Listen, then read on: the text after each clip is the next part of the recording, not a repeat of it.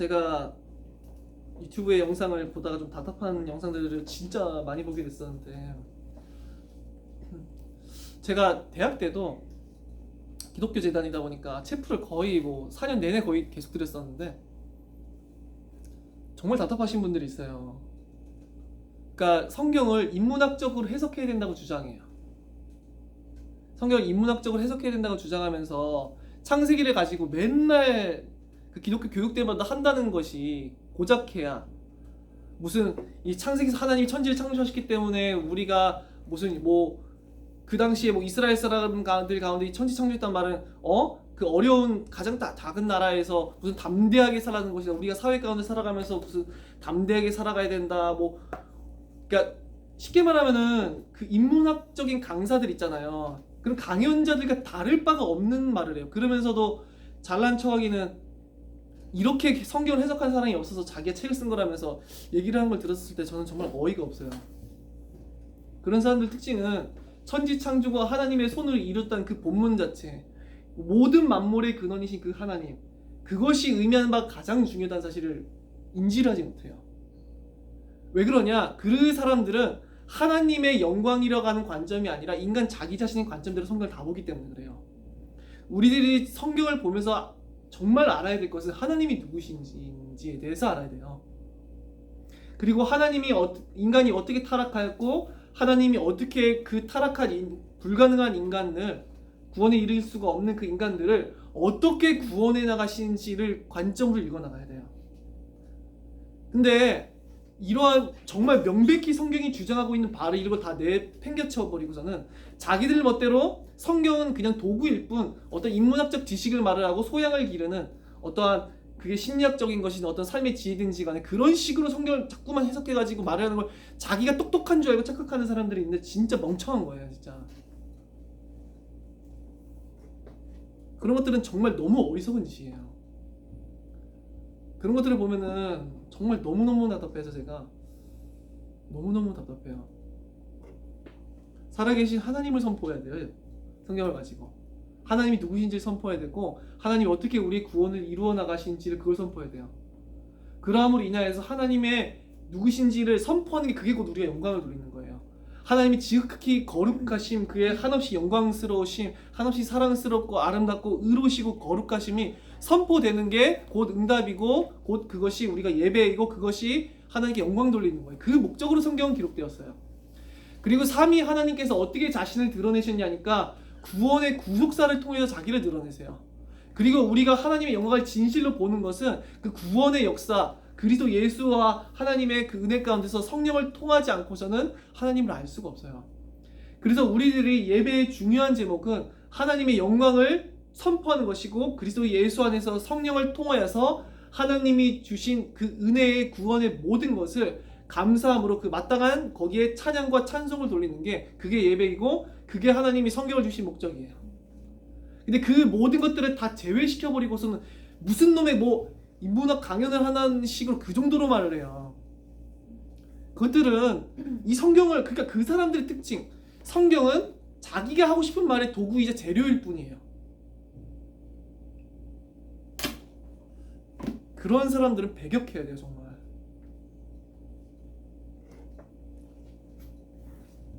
그게 우리가 알아야 될 사실은 이게 불신자들이 들을 때도 그 불신자들에게도 자연스럽게 받아들여질 수 있는 게 복음의 말씀이 아니에요.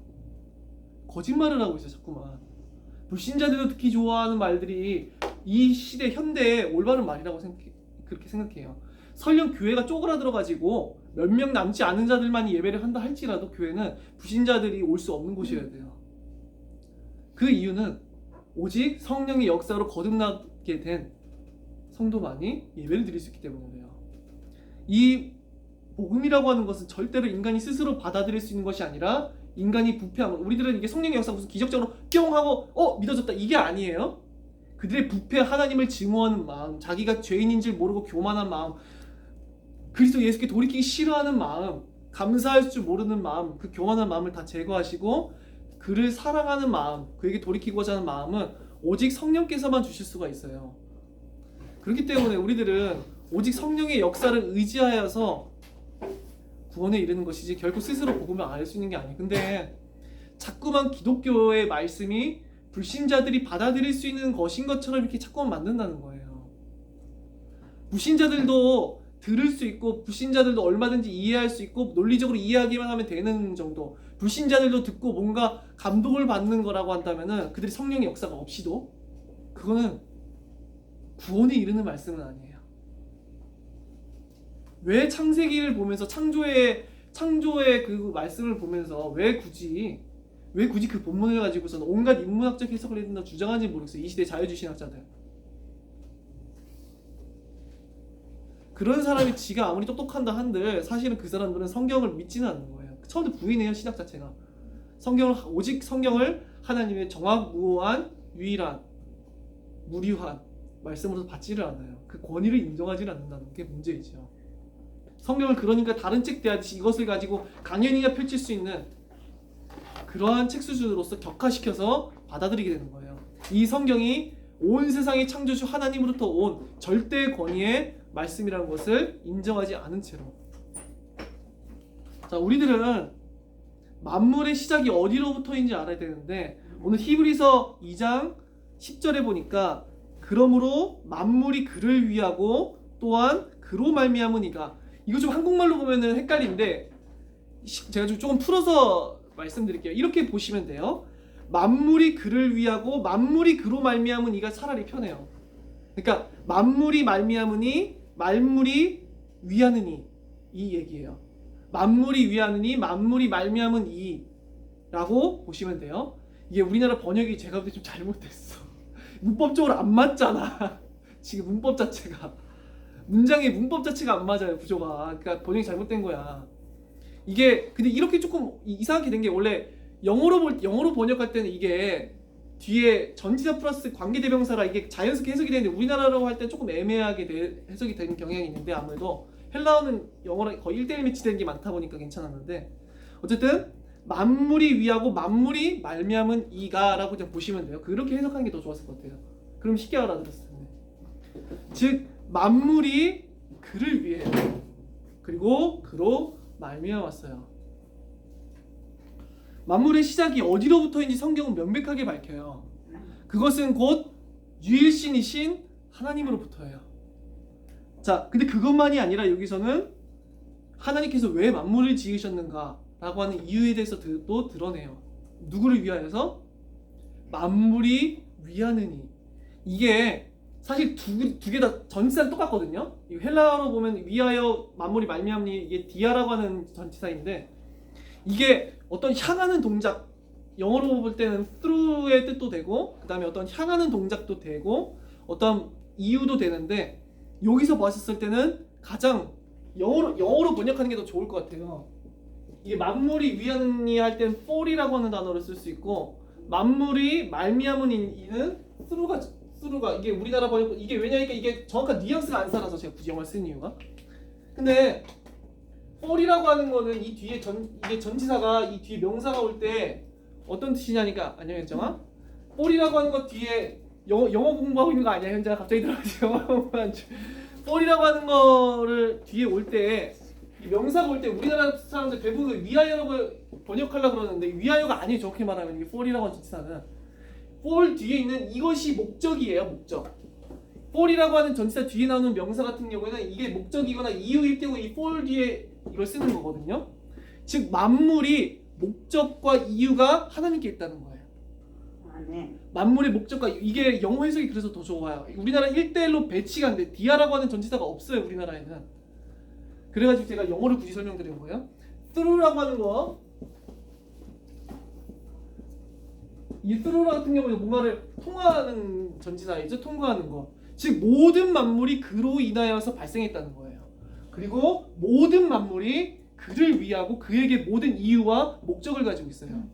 살아계신 하나님 그 유일신만이 모든 만물 모든 것을 지으셨고 이게 판타라고 제가 헬라어 계속해서 좀 죄송한데 판타 즉 모든 것을 지으셨고 그리고 모든 것의 이유와 목적이 있는 분이에요. 만물이 위하는 분. 그래서 만물이 그를 위하고 또한 그로 말미암으니 만물이 그로 말미암으니 자, 그런 뜻이에요. 자, 그래서 모든 만물을 지으신 하나님의 궁극적 목적과 그 이유는 무엇이냐니까 자기를 향하게 하기 위함이고 자기를 목적에 두게 하기 위함이에요. 그렇다면 사람들의 목적 또한 어디에 있을까요? 하나님의 영광에 있어요. 그리고 성경은 그것을 위하여서 기록되었어요. 성경을 단지 인문학적인 해석으로 단지 심리학적 지식을 주는 것으로 단지 삶의 처신과 지혜를 주는 수준으로 말을 하는 사람들의 말을 들으시면 안 돼요. 그 사람들은 사실 이리에 같은 사꾼에 불과해요. 제가 볼 땐 그래요. 절대로 전 그런 사람들을 하나님 말씀을 전하는 사람이라고 인정할 수가 없어요.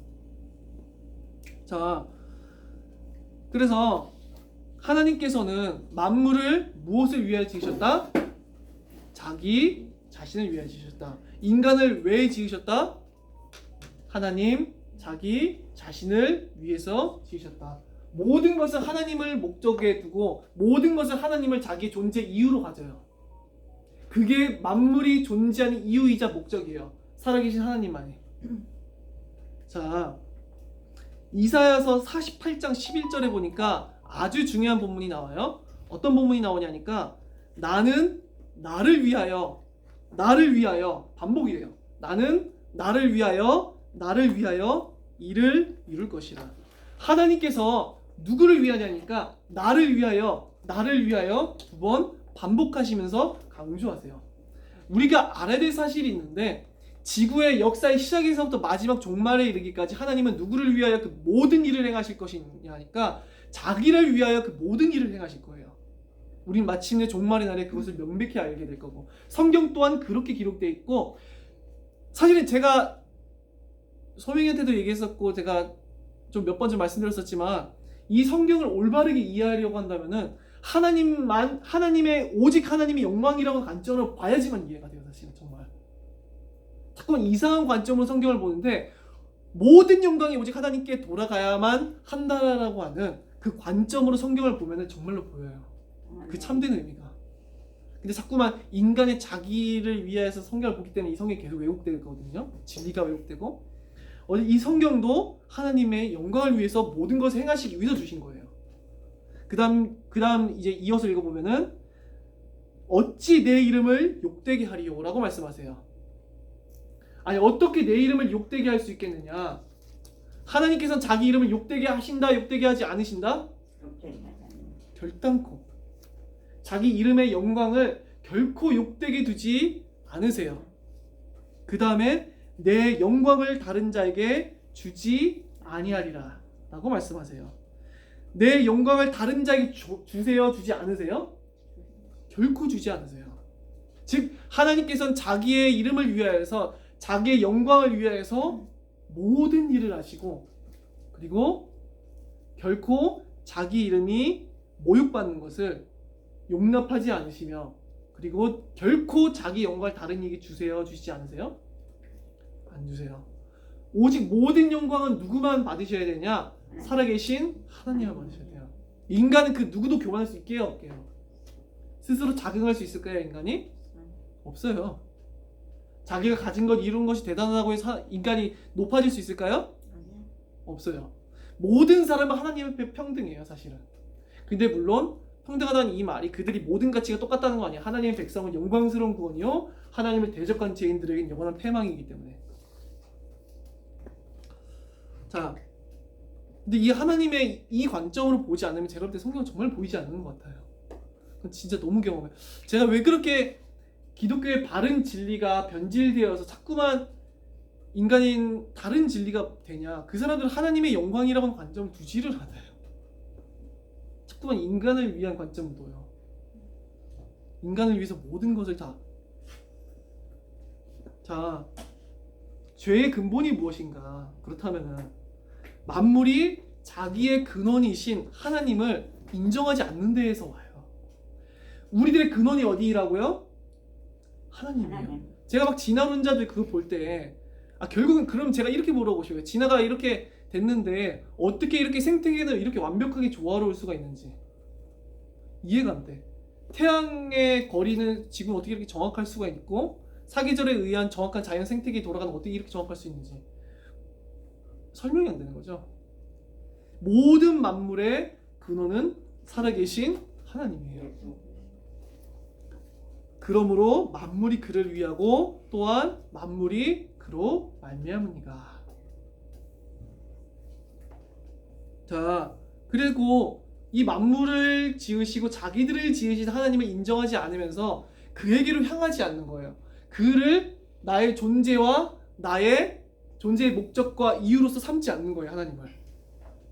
그를 인정하지 않아요. 자기들의 근원이 그에게서 났는데 자기들의 존재 목적이 존재 이유가 하나님에게 있는데 그로 말미암은 자들이 그를 인정하지 아니하고 그를 배반하는 거예요. 그것이 모든 죄의 뿌리예요. 사실은 여기에서부터 모든 죄가 열매 맺고 풍성하게 열매를 맺어요. 이 죄들이. 자, 하나님께 자기의 존재의 이유와 목적을 두지 않는 것은 기이한 거예요. 매우 사실은 너무너무 기이한 거예요. 이상한 거예요. 이것은 매우 이렇게 부자연스러운 건데 우리가 생각해 볼게요. 다리와 팔의 위치가 바뀌면 그게 자연스러울까요? 그리고 그게 편안하겠어요? 제가 근력 운동을 열심히 하는데 이 철봉은 아무리 열심히 해도 다리만큼 튼튼해지지가 않아요. 상체 근육은. 진짜 이게 안 돼. 하나님이 처음부터 다리는 다리의 역할이 여기 달라붙게 만들어 놓으신 거예요. 팔은 팔에 맞게, 손가락은 손가락의 위치에 맞게. 손가락 위치에 갑자기 여기에 손가락이 3개만 이렇게 있어봐요. 불편할걸요? 정확하게 하나님이 만들어 놓으신 거예요. 자, 우리가 물고기가 날개가 달려있다면 어떡할까요? 물속에서 제대로 헤엄을 칠 수 있을까요? 못할 거예요. 물고기는 물에서 살기에 최적화가 돼 있어요. 아가미가 있잖아요. 물고기는 아가미가 없다면 물고기는 물속에서 죽겠죠. 자, 모든 것들은 자 그렇게 이거 우리가 볼게요. 그러면은 이렇게 팔다리 위치가 바뀌고 머리는 막 배꼽에 달려 있고 이러면 그 너무 이상할 거 아니에요. 보기에 그죠? 흉측하고 부자연스럽고 기이하단 말이에요. 왜 그러냐? 하나님이 그렇게 지으셨기 때문에 그래. 그게 자연스러운 거예요. 우리 신체 이게 팔, 다리, 목 이런 것들 이게 자연스러운 거지. 여기서 변화된 게 자연스러운 게 아니에요. 물고기가 날개 달린 게 자연스러운 게 아니라 물속에서 살아야 돼. 날개가 없어야 돼. 그게 자연스러운 거예요. 하나님이 처음에 왜? 그렇게 지으셨으니까. 인간이 왜 지으셨냐니까 인간은 하나님의 영광을 위해서 지으셨어요. 하나님과 함께하기 위해서 지으셨어요. 그 목적을 떠난 것은 그렇게 기이하고 부자연스럽고 흉측한 모양이라는 거예요. 하는 거예요. 인간의 모양이. 하나님의 거룩하신 법을 떠나서 범죄하면서 살아가는 그 인간의 모습은 너무나도 흉측한 거예요. 사실은. 우리가 물고기한테 자 물고기야 너는 마음껏 물 밖으로 나와서 살아도 돼. 이렇게 말을 하는 게 그 물고기에 자유를 주는 거예요? 자유를 박탈해 가는 거예요? 자유를 그게 뺏어가는 거예요? 물 밖에 나와도 된다는 게? 아니죠. 물 밖에 나오면 죽어요. 부자연스러워진다고요. 인간에게 너는 하나님과 함께 해야 돼. 하나님의 영광을 쫓아야 돼. 하나님에게서 너의 만족과 행복과 모든 것을 다 구해야 돼. 하나님 밖에는 네가 하나님을 떠나서 너는 살 수 없어. 너의 인생은 망한 거야. 하나님의 법을 충성해야 되고 넌 그리스도 예수께로 돌이켜야 되고 그 영광의 구원을 쫓아야 돼. 라고 말을 하는 게 자유를 빼앗는 건가요? 아니면 오히려 자유를 주는 건가요? 자유를 주는 거란 거예요. 아니 물고기가 물을 떠나는 게 어떻게 정상적이에요. 인간이 하나님을 떠나가지고 하나님 앞에 범죄하고 하나님께 자기 존재의 이유와 목적을 두지 않는 그 인생이 그게 부자연스러운 인생이요 흉측하고 이상한 인생이라는 거예요. 왜냐? 그렇게 지었어요. 하나님 인간의 영광을 위해서. 사실은 인간만이 아니라 모든 만물이 하나님의 영광을 나타내기 위해서 지음을 받았어요. 만물이 그를 위하고 또한 그로 말미암으니가 라고 말하고 있어요. 만물의 존재의 이유에 모든 전존재의 이유와 목적 되시는 우리 하나님, 만물의 근원이신 창조주 하나님. 자, 그래서 이 죄라고 하는 것은 근본적으로 하나님이 처음부터 지으신 그 원리에 반하는 거예요. 하나님께서 우리가 매주마다 율법을 읽지만 하나님의 거룩하신 법을 행하지 않는 것은 부자연스러운 거예요. 왜냐하면 그렇게 지으셨으니까. 그리고 우리가 그렇게 하나님을 떠나서 자기를 위하여서 탐욕을 위해서 죄를 위해서 쫓아 살면 살수록 사실은 그 인생이 행복해질까요? 점점점 더 불행해질까요? 사실 점점점 더 불행해져요. 특히나 이 세상 가운데서 자기가 즐기는 것 때문에 교만해져가지고 막 자기는 행복해 이러고 살다가도 결국은 그 자기의 죄싹대로 하나님의 심판이 시작되는 날에 그날에는 후회의 눈물을 흘리겠죠. 자, 우리가 이 하나님에게만 돌아갈 영광을 다른 존재가 취하고 하나님을 대적하는 사건이 일어났었는데 그것이 먼저 하늘에서 일어난 타락의 사건이었어요. 이 타락은 먼저 하늘에서 시작되었는데 하늘에 천군과 천사들이 타락한 것이었었죠. 그래서 타락한 천사들에 대한 것은 분명히 성경에서 언급하고 있어요. 그리고 그들을 하나님 앞에 교만하여서 자기 지위를 지키지 않냐고 하나님을 섬기는 지위에서 떠나 타락했다고 말하고 있죠, 성경은. 그리고 나서 두 번째로 타락이 시작됐었는데 인간이 타락하는 거였어요. 타락한 천사, 즉 사탄은 인간에게 나타나서 인간을 꾀기 시작하죠. 자, 인간에게 하나님이 먹지 말라 명령하신 열매를 먹어야 된다고 말을 해요. 그러면 하나님처럼 될 거라고 말을 해요. 하와 마음에는 이런 생각이 들었을 거예요. 그러니까 열매를 먹겠지. 하나님이 그들에게 뭘 뺏어가셨나요? 아니, 모든 걸 다 베푸셨나요? 모든 걸 그들을 만드셨고 입히시고 그들을 먹이시고 돌보시고 그들에게 있는 사실 자연 만물을 통하여서 그들을 돌보시고 입히시고 그들을 생활하게 하시는 그 모든 것을 그들 호흡을 붙드시고 그들의 존재를 유지시키시고 그들에게 모든 행복의 근원이요 그들에게 모든 은혜로운 얼굴로서 그들과 함께 하셨었지만 인간은 도리어 어떻게 생각해요? 하나님이 저 선악과를 먹지 말라 하심으로 내가 하나님처럼 될 수 있는데 내가 하나님처럼 될 수 있는 그 정당한 권리를 저 하나님이 나에게서 뺏어갔구나. 내 자유를 하나님이 박탈해갔어. 내가 이렇게 하나님처럼 높아질 수 있는데 내 그 권리를 하나님이 박탈해간 거야. 난 내 멋대로 내가 원하는 대로 하나님의 법을 떠나서 내 욕구대로 내 욕만대로 내 본능대로 나는 살아갈 거야. 하나님은 내 자유를 침범할 수 없어. 그게 자유예요? 근데 그걸 자유로 생각해. 이상하지. 기이하고 흉측하고 이상한 거예요. 사실은 그 인생이 뭔가 이상한 인생, 자기의 존재의 목적과 이유를 상실한 인생. 자, 그래서 결국 자기가 하나님처럼 되고자 하는 그 교만함으로 인해서 그 열매를 먹었었고 그들은 범죄하여 비참한 타락의 늪으로 빠져들게 됐죠. 지금도 온 세상 사람들은 하나님께 이유와 목적을 두지 않냐고 누구에게 이유와 목적을 둬요? 자기 자신에게 돼요. 자기 자신이 신이 된 거예요. 결국에는 자기 자신이 신이라고 생각하는 거예요. 스스로가 자기 인생의 주인이라고 생각하고 통치자라고 생각해요.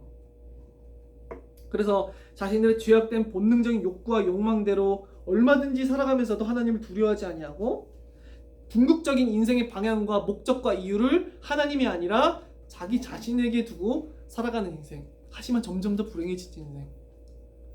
제가 진짜로 그때 온라인 모임에서도 말했었지만 왜 그렇게 정신병이 늘어갈까요? 너무 많아요. 우리 상담심리학과 교수님들이 이런 말을 해요. 상담심리학과가 미래 전망이 되게 좋아요. 왜 그런 줄 아세요?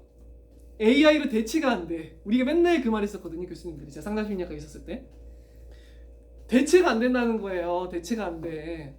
그리고 정신병은 폭증해 갈 것이기 때문에 앞으로 인간의 정신 문제는 폭증해 갈 것이기 때문에 상담심리학은 망할 수가 없다고. 너희들이 상담심리학과에 있어 제대로 자격증만 따고 있으면 진짜 취업할 때 무궁무진하거든요. 상담심리학과는 사실 너무 많아요. 정신 문제가 현대인들에게. 근데 그들이 세상은 더 풍요로워졌는데 세상에서 누리는 건 더 많아진 것 같은데 사실 인간들은 괴로운 거예요. 인간의 이기심이 다스리는 이 세상의 나라, 인간의 탐욕이 전부인 나라, 자기 자랑이 전부인 나라, 남들과 비교하면서 살아가는 인간의 그 교만함이 자기가 주인 되어서 남을 판단하고 교만하는 그런 이상한 인간의 이기심과 탐욕과 더러운 죄악으로 흘러들어간 나라. 사람들은 또 요즘에는 막 더러운 행음을 많이 행하잖아요. 간음을 마치 결혼하기 전부터서도 온갖 더러운 성관계들을 다 가지고 그 행복할 줄 알아요. 사실 망하는 건데. 그러니까 이 죄로 말미암은 나라가 결코 행복하지가 않고 비정상적인 건데 사람들은 하나님께 이유를 두지 아니하고 그의 목적을 두지 아니하고 자기의 탐욕을 쫓아서 자기의 정욕대로 타락한 문화를 쫓고 그렇게 더러운 죄를 행하면 행복할 거라 생각하지만 망해가는 인생이에요. 사실은 죄를 쫓아보세요. 자기 교만한 마음을 충족시키기 위해서 하나님을 대적하고 그렇게 살아가 보세요. 결국은 사실 너무나 비정상적이고 기이한, 하나님 그들을 지으신 창조의 원리에서 벗어난 아주 그냥 그런 것이죠. 그래서 인간은 하나님이 모든 사람을 통치하신다고 하는 이 말을 싫어해요. 불쾌하게 여겨요. 그래서 어떻게 하죠? 현대에는 불신자들도 듣기 좋은 말들을 지어내는 거예요. 성령의 역사가 없이도. 성령의 역사만이 사람을 하나님께로 이끌 수가 있는데 하나님을 그냥 불신자들도 좋아할 수 있는 그런 하나님 뒤바꿔버리는 거예요. 하나님은 여러분을 사랑하시고 여러분의 행복을 위해서, 여러분의 기쁨을 위해서, 여러분의 소원 성취를 위해서, 모든 문제 해결을 해결해 주기 위해서, 여러분의 모든 행동을 여러분 삶을 책임져 주시기 위해서 존재하세요. 틀린 말은 아니야. 하나도 틀린 게 없어. 문제는. 그러나 이것은 하나님께로 돌이킨 자들에게 하나님께 모든 이유와 목적을 두고 살아가는 자들에게 해당되는 말들이에요. 그들의 인생은 하나님의 전능하신 손이 책임지시고 인도하실 거니까. 그들에게는 하나님께 있는 영원한 만족함을 그들에게 세세토록 허락해 줄 거니까. 근데 불신자들에게도 하나님은 온통 다 사랑이세요. 하나님은 너가 행복하기를 원하세요. 너가 즐거워하기를 원하세요. 너를 등등등, 너의 모든 문제를 다 해결해 줄 거고, 너가 원하는 모든 소원을 다 들어줄 거고, 그런 식으로 말을 해서 그냥 인간이 여전히 자기를 신으로 섬기면서 하나님은 그냥 자기 멋대로 조종할 수 있는 그런 존재로 만들어서 하나님을 믿으려 한다는 거예요. 내가 하나님보다 위에가 있지 하나님이 내 위에 있지 않아요. 하나님은 내 종이에요. 능력 많은 종. 내 능력이 많아서 모든 것을 나를 위해서 다 해줄 수 있는 거야. 그러니까 이렇게 말을 해야지만 거리낌이 안 되니까 그렇게 하는 거예요. 참 살아계신 하나님에서 얘기를 하지 않고, 아니면은 아예 신존재를 부인하든지. 이게 계속 사회 문화가 진화론을 옹호하고 성경이 반대하는 동성애를 옹호하고, 동성애가 선천적이라느니 진화론과 온갖 이런 것도 주장하는 이유는 한 가지예요. 사실은 살아계신 하나님의 존재를 부인하고 싶어서 그래요. 이 인간의 본성이. 하나님의 존재만 부인하면 어떻게 되는 줄 아세요? 이 세상은? 살인을 저질러도 그게 왜 문제가 돼요? 살인이 잘못됐다는 걸 누가 명령했어요 도대체? 우리들이 자연 발생적으로 진화로부터 나온 자들이라고 하면 살인이 잘못된 게 뭐가 있냐고요? 안 그래요? 안 그래요? 왜 우리들이 살인하면 안 되는 줄 알아요? 하나님이 우리를 그렇게 지으셨어요. 하나님으로부터 기록된 이 법이 있기 때문에 그래요. 하나님으로부터 우리를 지으시니까 우리를 그렇게 지었기 때문에 그 법에 따라 살도록. 그 권한 일을 다 없애버리고 자기들 멋대로 살고 싶은 거예요. 하나님을 저버리고 동성애를 저지르든 이 세상을 쫓든 쾌락을 쫓든 이미 성적 타락은 너무나 만연하고 온 사회에. 그러니까 모든 방탕한 대로 살고 싶고 세상 문화를 쫓아 세상 화려함을 쫓고 싶고 그냥 자기를 주인으로 삼고 살아가고 우리들을 간섭하고 우리들을 통치하려고 하는 하나님의 존재를 싫어하는 거예요. 이 인간의 본성이. 근데 그렇게 살아보세요. 하나님을 부인하고 더 부인해보세요. 지금보다 더 완벽하게 하나님을 부인해보세요. 더 그렇게 나가겠죠. 시간이 지날수록 더 그렇게 될지도 모르겠어요. 사회가 진행이 지내면 따라서 살아계신 하나님 끝까지 부인하고 더 부인해보세요. 그러면 하나님을 부인하면 곧 보편적 절대적 도덕적 법칙은 없어야 돼요.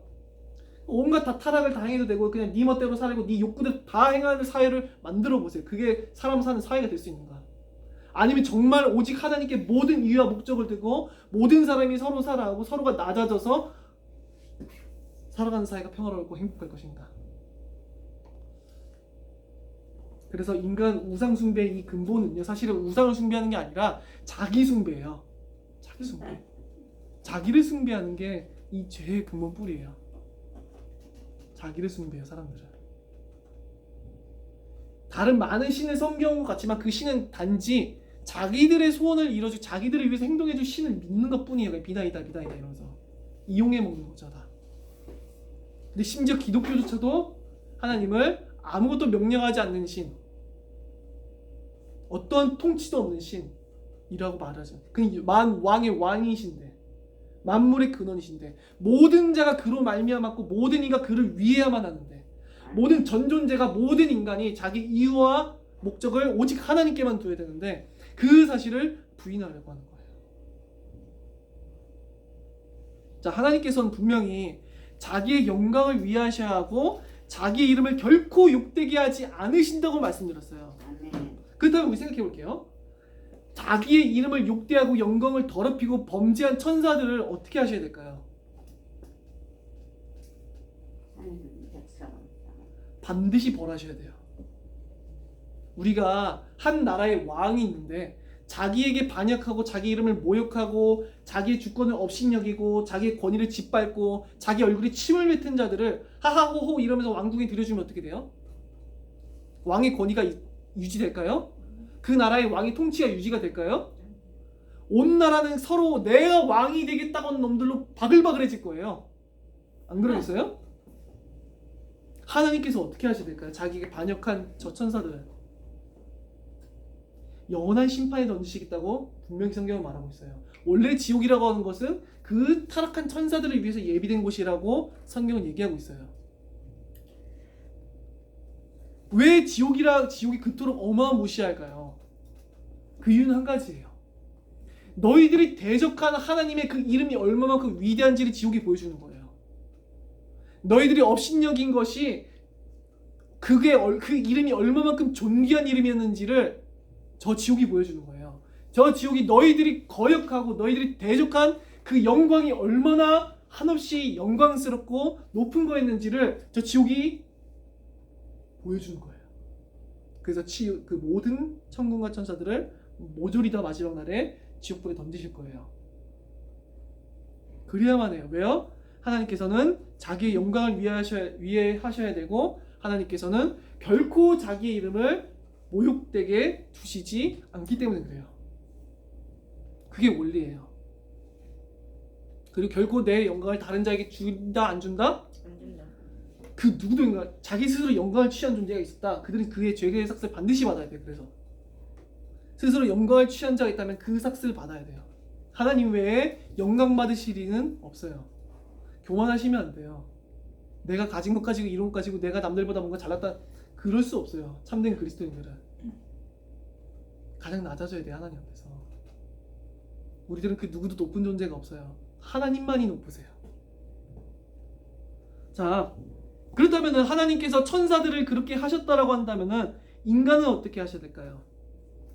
인간은 하나님 분명히 자기 영광을 위하시고 자기 영광을 위해서 모든 일을 하셔야 되고 자기 이름을 욕보이게 두시지 않으시며 자기 영광을 다른 자에게 주시지 않는다고 말씀하셨는데 그렇다면은 자기 이름을 욕보이고 거역하고 자기 영광을 더럽히고 자기의 모든 말씀의 권위의 율법의 말씀 짓밟아 범죄하고 타락한 자들을 하나님은 어떻게 하셔야 될까요? 인간은 끊임없이 교만해서 자기 숭배로 빠져있고 자기를 신으로 삼고 하나님을 거역하고 하나님을 조금도 두려워하지 않고 그렇게 하는데 하나님께서는 반드시 그 모든 자들을 그의 죄의 싹대로 벌하셔야만 해요. 반드시 벌하실 거예요. 천사들을 위해서 원래 타락한 천사들을 위해서 예비해 주셨던 그 지옥이 타락한 인간들을 위해서도 활용이 될 거예요. 그들의 모든 죄의 싹을 드러내시고 그 모든 죄에 대한 심판을 행하실 거예요. 왜 그럴 수밖에 없냐? 그들이 거역한 율법은 그들이 죄를 지은 거는 단지 친구를 한테 잘못한 정도가 아니라 영원 무궁한 영광의 하나님께 대한 대적함이기 때문에 그래요. 그들이 자기를 숭배했었던 그 죄는 자기를 신으로 삼고 하나님을 업신여겼던 그 죄는 창조주 만물의 근원 모든 전 인간의 근원이신 하나님을 대항한 것이었기 때문에 그래요. 그래서 하나님께서는 자기를 위하지 않는 그 모든 인생들을 마땅한 죄의 삭스를 부르셔서 영원한 지옥에 던지실 거예요. 그래서 하나님께서는 자기의 영광을 그 누구에게도 주지 않으시고 세세토록 오직 홀로 모든 영광과 존귀와 찬양과 권능을 받으실 거예요. 아멘. 자, 죄인의 구원은 그래서 이토록 힘든 거예요. 너무나도 불가능해요. 인간이 구원을 받아야 된다. 인간이 하나님의 영광의 나라에 들어가서 영광스러운 자녀가 된다. 이제 그럼 어떻게 돼요? 하나님은 자기 영광을 포기하셔야 돼요. 모든 사람이 자기 숭배에 빠지고 죄를 저질러도 그냥 그들이 용납하셔야 돼요. 하나님의 이름을 욕보이고 자기들이 하나님인 것처럼 생각하고 자기들이 하나님의 율법을 거역하고 짓밟고 하나님의 권위를 아무리 거역하여도 하나님 그 모든 것들을 용납하시고 자기 영광을 포기하셔야만 해요. 하나님이 그렇게 하실까요? 안 하실까요? 안 하세요. 자, 그리고 우리가 생각해 볼게요. 저 천국에 그냥 온갖 범죄로 가득 차 있는 사람들이 다 꽉 차 있으면 어떡할까요? 저 천국도 이 사회랑 똑같아. 인간의 이기심이 지배하고 교만이 지배하고 온갖 죄의 욕망이 지배하고 미움과 시기와 다툼이 지배하고 온갖 가늠과 음란함이 저 천국을 지배하고 그게 천국이에요? 매일같이 사람들이 자기가 최고인 마냥 자랑하고 겸손함이 없으며 서로 사랑하지 아니하고 서로 높아지려고 하기 위해서 안간힘을 쓰고 하나님의 권위의 보좌를 업신여기며 그게 천국일까요? 아니요. 그럴 수가 없겠죠. 죄가 뒤덮이는 거를 하나님이 허락하실까요? 죄로 뒤덮인 천국을? 자기의 나라를 그렇게 죄로 뒤덮이고 반역자들로 가득 채울까요? 하나님이? 그럴 수가 없어요. 그래서 죄가 지배하는 천국을 그렇게 원하시지도 않을 거예요. 이 세상의 연장선이라고 하는 천국? 가고 싶지 않아요. 이 죄로 말미암아 인간의 고대와 고통과 심각한 이 세상의 연장선상에 있는 곳이 천국이라고 한다면은 그런 천국은 뭐하러 가겠어요? 저 천국을 우리가 소망하는 이유는 완전한 공의와 정의, 완전한 율법의 실현, 오직 사랑의 원리만이 그 천국을 지배하고 있기 때문에 그래요. 오직 사랑과 희락과 화평과 오래 참음과 자비와 양성과 충성과 절제와 온유가 지배하는 곳이기 때문에 그래요. 그 나라에는 어떠한 서로 간에 범죄가 없어요. 오직 서로 간에 사랑만 있고 우리 주 예수 그리스도 안에서 영원한 사랑만이 지배할 뿐. 우리들은 하나님께서 인간을 구원하는 것이 너무나 쉬운 일인 것처럼 이렇게 얘기할 수 있어요. 하나님께서 전능하시니 얼마든지 인간을 쉽게 구원할 수 있는 거 아니냐. 자, 하나님께서 전능하신 건 사실이에요. 모든 것을 다 하실 수 있어요. 근데 아셔야 될 사실은 하나님은 다른 자기의 속성에 반대되는 일을 하지 않으세요. 하나님이 전능하시니까 모든 악을 행하실 수 있는 신이실까요? 아니요. 아니에요. 마찬가지로 하나님이 자기의 영광을 더럽히실 수 있는 분일까요? 아니요. 아니에요. 그렇다면 자기의 영광을 더럽힌 자들을 그냥 구원하실 수 있는 분이 하나님일까요? 아닐까요? 아니요. 하나님이 전능하시다고 해서 인간을 구원하실 수 있는 게 아니라는 거예요. 그렇게 쉬운 문제가 아니에요. 인간의 구원은. 자, 그래서 하나님의 죄인이 구원을 얻어야 된다고 한다면 그러면 어떤 일이 일어나야 되냐 하니까 이거밖에 없는 거예요. 죄인이 구원을 받으려면은 인간에 의하여서 더럽혀진 하나님의 영광이 높아져야 돼요. 그렇죠? 즉 어떤 방식으로? 하나님의 영광을 거역한 것에 대한 마땅한 죄의 삭시 지불되어야만 해요. 그죠? 하나님께를 향한 반역의 죄, 하나님의 그 선하신 법을 거역하고 하나님의 영광을 짓밟은 그 죄에 대해서 그 모든 더러운 죄들에 대해서 그것에 마땅한 형벌이 지불되어야지만 하나님의 이름이 얼마만큼 존귀한 것인지가 증명될 거예요. 그죠? 그래서 왕에게 반역한 죄는 그 무엇보다 큰 죄를 다스렸잖아요. 조선시대 때도. 왕에게 대해서 반역한 죄는 무엇보다 큰 죄예요. 마찬가지로 하나님의 영광을 더럽힌 죄. 물론 하나님의 이거 나중에 설명할게. 물론 하나님 설명을 넘어가죠. 물론 하나님의 영광 그 자체 본유적인 영광이라고 해요. 본유. 본래 하나님께 있다는 거예요. 본래. 이 영광은 하나님의 영광은 사실은 그 어떤 누구도 침범할 수 있어요, 없어요? 없습니다. 하나님의 영광은 사람들에 의해서 증가될까요, 안 될까요? 안 돼요. 반대로 감소될까요, 안 될까요? 안 돼요. 이걸 말하는 게 아니에요. 본유적인 하나님의 무한하신 영광. 제가 말하고 하는 거는 피조물들이 하나님을 생각하는 내 바라보는 하나님의 영광을 얘기하는 거예요. 우리 입장에서의 본 하나님의 영광. 하나님께서는 반드시 모든 만물로 하나님의 영광을 인정케 하시기 위해서 자기의 영광을 업신여긴 죄에 대한 그 삭을 반드시 지불하셔서 하나님의 이름이 얼마만큼 존귀한지를 증명하셔야 돼요. 이것이 없는 인간의 구원이라고 하는 것은 존재할 수 없다는 거예요. 하나님이 자기 영광을 더럽히면서 인간을 구원하시지 않으세요. 말했었죠? 하나님은 자기를 위하여 모든 일을 하시고 자기 이름을 결코 욕되게 하지 않으시며 결코 자기 영광을 다른 이에게 주지 않으세요.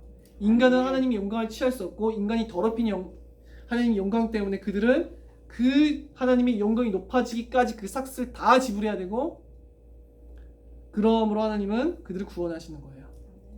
자, 근데 인간을 죽이는데 어떻게 구원하는 게 동시에 일어나요?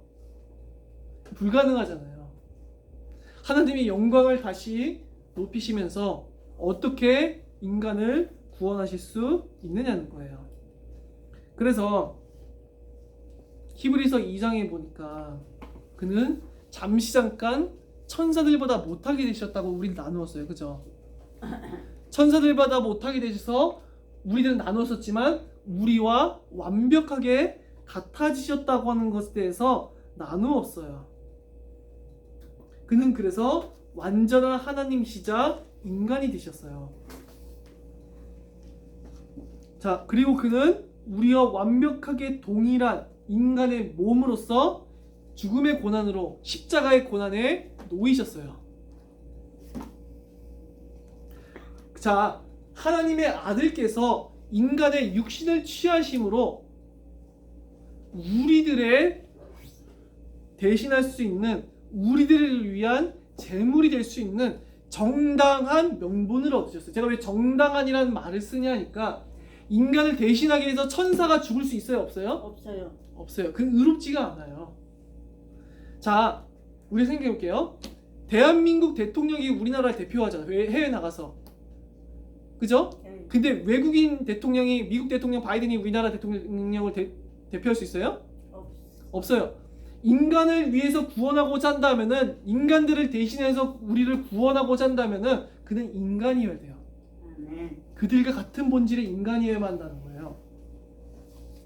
그래서 그는 인간이 되심으로써 우리를 위하여서 대신 죽임당할 수 있는 명분을 얻으셨어요. 자격을 갖추셨어요.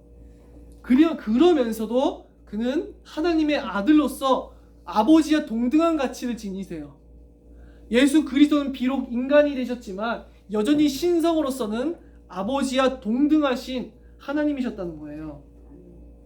그래서 하나님께서는 예수께 우리의 죄를 전가하시고서는 그에게 우리들의 죄에 대한 우리들의 반역에 대한 그래서 하나님의 영광이 더럽혀진 것에 대한 모든 삭을 그에게 지불하게 하셨어요. 어느 때까지? 하나님의 충만하신 영광이 다시금 높아지기까지. 아멘. 모든 사람으로 하여금 하나님의 영광이 지극히 높아지기까지. 예수의 죽음은 우리들을 위하여서 우리들과 동일한 인간이기에 우리들을 위한 죽음이 되되 그러면서도 예수의 죽음이 아버지의 영광을 아득히 높였던 이유는 온 인류를 죄로 말미암아 멸하시는 것보다 아들 한 명을 죽이시는 게 더 가치 있기 때문에 그래요. 온 우주를 박살내시고 모든 인류를 멸하시는 것보다 아들 한 명을 죽이시는 게 하나님의 영광이 훨씬 더 높아져요. 왜 그래요? 그는 완전한 인간인데 하나님의 아들. 그는 완전한 인간이라서 우리를 대표할 수 있을 뿐만 아니라 완전하신 하나님이시기 때문에 그의 한 명의 피값이 아버지의 영광을 한없이 높일 수 있는 거예요. 그래서 그는 우리와 같아지신 아들로서 우리를 구원에 들어가게 할 우리들의 모든 죄를 사할 우리들의 모든 반역의 죄를 사할 모든 명분을 얻으시고 우리들에게 자기의 무한한 피의 가치로 무한한 자기의 희생제물 되심으로 죽임당하심으로 우리가 하나님의 자녀이요 하나님의 영원한 저 천국의 모든 상급을 받을 수 있는 자녀로서 삼아 주실 수 있었다는 거예요. 자, 그래서 오늘 10절에 보니까 그러므로 만물이 그를 위하고 또한 그로 말미암으니가 많은 아들들을 이끌어 영광에 들어가게 하신 일. 자, 많은 아들들을 이끌어 영광에 들어가게 하신 일은 9절에 보면 영광이 또 있죠. 예수님의 대관식, 영광과 조기로 관을 쓰신 예수. 그 영광과 같은 단어예요. 9절에. 즉 예수께서 쓰신 영광을 우리들이 얻을 영광과 동일한 단어를 쓰고 있어요. 지금 두 절에 걸쳐서. 즉 우리가 앞으로 하나님의 자녀로서 얻을 저 천국의 영원한 그 복락이 얼마만큼 위대할 것인지 그거를 보여주고 있는 거예요. 근데 많은 아들들을 이끌어 그 영광이 구원에 들어가게 하시는 일에 그들의 구원의 창시자를 고난을 통하여 온전하게 하심이 합당하도다. 즉 왜요? 왜 그를 고난을 통하여서 죽음을 통하여서 메시아로서 온전하게 하심이 대제사장으로서 온전하게 하심이 합당해요? 하나님의 아들. 우리와 같이 낮아지시고 죽임 당하시니가 아니면은 만물이 그를 위하고 그로 말미암은 이가 우리를 구원할 수 없기 때문에 그래요. 아멘. 만물의 이유와 목적이 되시고 만물의 모든 영광을 받으셔야 할 그 영광의 하나님은 반드시 그들의 구원의 창시자를 인간과 같이 낮추시는 고난, 십자가에 달리셔서 우리 대신에 죄의 반역의 모든 삭을 지불하신 그 죽음 당하신 고난이 아니고서는 우리를 구원하실 수 없기 때문에 하나님이기 때문에 그들의 구원의 창시자를 고난을 통하여 온전하게 하심. 여기서 온전하게 되는 말을 메시아의 자격으로서 구비되셨다는 거라고 설명드렸어요. 온전하게 되심이 합당하도다. 메시아를 어떻게 합당하게 하실 수 있느냐? 고난을 통하여서만. 왜 그러냐? 만물이 말미암고 만물이 위하시는 이는 결단코 자기의 영광을 포기하지 않으시기 때문에 그래요. 아멘. 그래서 그게 합당하다는 거예요. 자, 우리들은 결코 하나님의 어떤 능력만으로 우리의 구원이 이루어진 것이 아니라는 걸 알아야 돼요. 죄인이 구원을 얻는다는 것은 하나님의 능력만으로 되는 건 아니었어요. 하나님께서는 우리의 구원을 위해서 엄청난 대가를 치르셔야 했었는데 곧 자기 아들을 세상에 보내셔서 그게 우리의 죄를 전가하시고 그를 죽이시고 그를 짓밟으시고 그를 수치스럽게 하시고 그를 만물의 찌꺼기와 같이 삼으시고 그를 벌레와 같이 삼으시고 그를 죽이시는 일이 필요했어요. 우리의 구원은 결코 논리적인 이론이 아니에요. 제가 이 복음을 마치 연습해서 따라 말을 할 수 있는 것처럼 생각할 때 이게 되게 아쉬워요. 따라 말을 해서 앵무새처럼 말을 하는 게 복음이 아니고 몇 가지 이론으로서만 되는 게 아니에요. 이것은 하나님의 아들의 무한하신 겸손과 무한한 가치 죽임당하심으로써 이루어진 일이었어요. 이게 우리가 있는 돈 몇 푼 주듯이 던져주듯이 이 정도가 아니라는 거예요. 무한한 가치가 필요했어요. 우리의 구원을 위해서는. 죄인을 위해서는 하나님의 아들이 처참하게 죽임당하야만 했어요. 우리는 그 사실을 분명히 알아야 돼요. 하나님께서 자기의 영광을 더럽히신 자들을 구원할 의무가 있으실까요? 없으실까요? 없어요. 없어요. 하나님 입장에서. 그냥 그들을 벌하셔도 돼요. 그잖아요. 그러나 그들을 구원하세요. 자기 아들을 내어주시면서까지. 자기의 영광을 낮출 수는 없기에 아들을 보내셔서 아들에게 그 죄의 삭을 전가하시고 아들을 대신 죽이심으로써 자기의 이름에 거룩한 영광이 드러나게 하시고 범죄한 자들도 반역한 자들도 구원에 이를 수 있는 방도를 열어주신 거죠. 그래서 이 십자가로 반역한 자들까지도 사랑하신 하나님의 사랑이 나타났고 자기의 백성들을 향한 측량할 수 없는 사랑과 한없는 사랑, 그것을 사랑의 나라를 우리들에게 허락하여 주신 것이죠. 아멘. 우리가 기독교에서 이 구원을 빼고 그리스도 예수 안에 있는 구원을 빼고서는 아무것도 설명이 되지 않아요. 기독교라고 하는 것은 예수 그리스도를 믿는 곳이에요. 오직 하나님이 보내신 자 예수만을 그리스도로 고백하는 곳이에요. 그리고 그가 우리를 위해서 이루어 주시고 성취하신 그 구원이 전부임을 증명하는 것이고 믿는 것이 바로 기독교예요. 주 예수 그리스도를 통하여서 이루어지고 완성된 그 구원의 복음을 전파하고 선포하고 그것을 삶의 이유요 목적으로 삼는 그것이 기독교야. 아멘. 우리는 이것을 명심해야 되겠어요. 우리 기도하고 마치도록 하겠습니다. 살아계신 하나님 아버지께 감사드립니다. 예수 그리스도 안에서 이루신 그 구원이 얼마나 위대하고 놀라운 것인지를 알 수 있도록 은혜를 허락하여 주시옵소서. 그리스도 예수 안에 있는 그 구원의 극한 가치가 얼마만큼 위대한 것인지 얼마만큼 아름답고 사랑스러운 것인지를 우리들 가운데 보여주시옵소서. 살아계신 우리 주 예수 그리스도 이름으로 기도드립니다. 아멘.